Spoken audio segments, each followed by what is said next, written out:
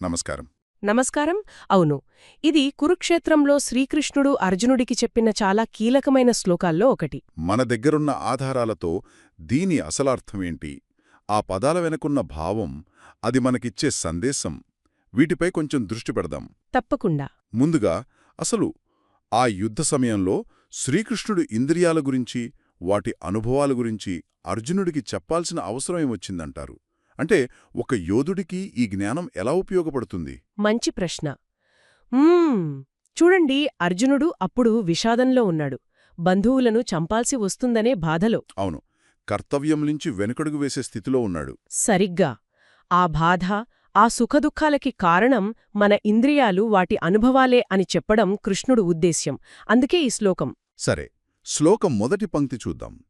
మాత్రా స్పర్శాస్తు కౌంతేయ శీతోష్ణ సుఖదుఃఖదః. ఇందులో మాత్రా స్పర్శ అనే పదం, ఆహా, కొంచెం విడమర్చి చెప్తారా? ఆ తప్పకుండా.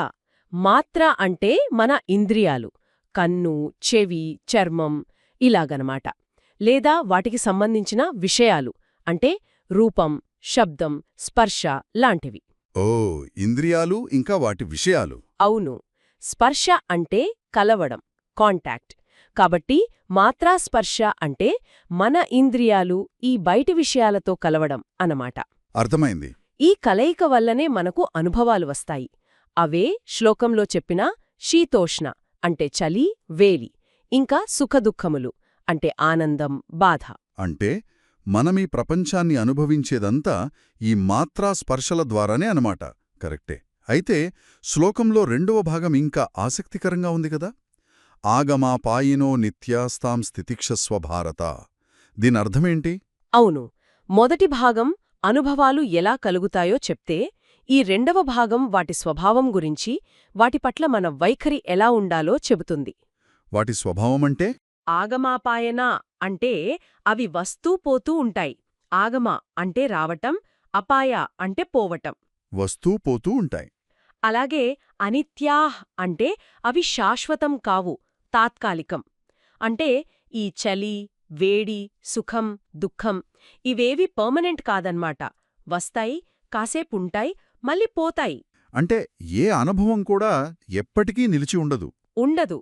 వాటి నేచరే అది, నిరంతరం మారుతూ ఉండటం. సరే, అవి శాశ్వతం కావు, వస్తూ పోతూ ఉంటాయి కాబట్టి కృష్ణుడు అర్జునుడికి ఏం చేయమని చెప్తున్నాడు? ఇక్కడ కౌంతేయ అనే భారత అని సంబోధిస్తూ తాన్ స్థితిక్షస్వ అంటున్నాడు. ఆ తితిక్షస్వ అంటే ఏంటి? కేవలం ఓర్చుకోమని చెప్పడమేనా? మంచి పాయింట్. తితిక్షస్వ అంటే పైపైన చూస్తే ఓర్చుకో, సహించు అనిపిస్తుంది. కాని దాని అర్థం అంతకన్నా కొంచెం లోతైనది. ఎలా? అంటే కేవలం పళ్ళు బిగపట్టి భరించడం కాదు. తితిక్ష అంటే ద్వంద్వాలను సహనంతో స్వీకరించడం. సుఖం వచ్చినప్పుడు పొంగిపోకుండా, దుఃఖం వచ్చినప్పుడు కుంగిపోకుండా ఒక సమస్థితిలో ఉండటం. అంటే సుఖాన్ని కూడా సహించాలా? అది కొంచెం విచిత్రంగా లేదా? కాదని గుర్తుంచుకోవడం, దాని వెంట పడిపోకుండా ఉండటం. ఓ, అలాగా? అలాగే దుఃఖం వచ్చినప్పుడు కూడా? అవును, అది కూడా తాత్కాలికమే అని తెలుసుకుని దానివల్ల పూర్తిగా నిరాశలోకి వెళ్లకుండా దాన్ని ధైర్యంగా ఎదుర్కోవడం, రెండిట్నీ సమభావంతో చూడగలగడం, అదే తితిక్ష. అర్థమైంది. అంటే ఒక రకమైన ఎమోషనల్ బ్యాలెన్స్ సాధించడం లాంటిదనమాట. ఈ అనుభవాలు వస్తాయి, పోతాయి, వాటికి మనం బానిసలం కాకూడదు అని. సరిగ్గా. ఈ సుఖదుఖాలు, శీతోష్ణాలు మనల్ని పూర్తిగా కంట్రోల్ చేయకుండా వాటిని జస్ట్ వచ్చిపోయే సహజమైన విషయాలుగా చూడటం నేర్చుకోవాలి. యుద్ధభూమిలో అంత పెద్ద సంక్షోభంలో ఉన్న అర్జునుడికి బహుశా ఈ మానసిక స్థైర్యం చాలా అవసరం కదా? ఖచ్చితంగా, చాలా అవసరం. అర్జునుడు ఆ దుఃఖానికి, భయానికి ప్రభావితమయ్యి తన కర్తవ్యాన్ని మర్చిపోయే స్థితిలో ఉన్నాడు.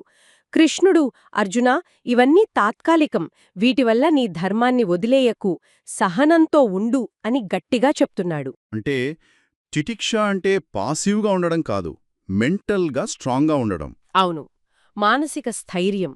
ఆ స్థైర్యం ఉంటేనే మనం సరైన నిర్ణయాలు తీసుకోగలం, ఎలాంటి పరిస్థితినైనా ఎదుర్కోగలం. ఇది మన రోజువారీ జీవితానికి కూడా బాగా వర్తిస్తుంది కదండి.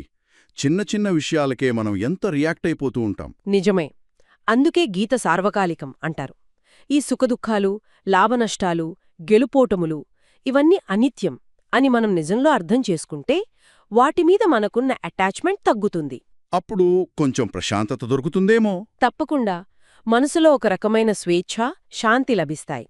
మనం వాటికి అతీతంగా ఉండగలిగినప్పుడు అదే అసలైన మానసిక పరిపక్వత.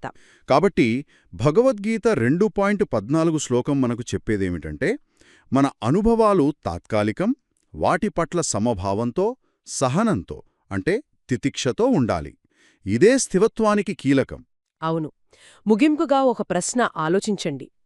మనం నిజంగా సుఖదుఖాలను, మంచి చెడులను కేవలం వచ్చిపోయే అలల్లా లేదా మేఘాల్లా చూడగలిగే స్థితిని సాధించగలిగితే అది మన నిర్ణయాలను, మన సంబంధాలను, అసలు జీవితంపై మనకున్న దృక్పథాన్ని ఎంతగా మార్చగలదు.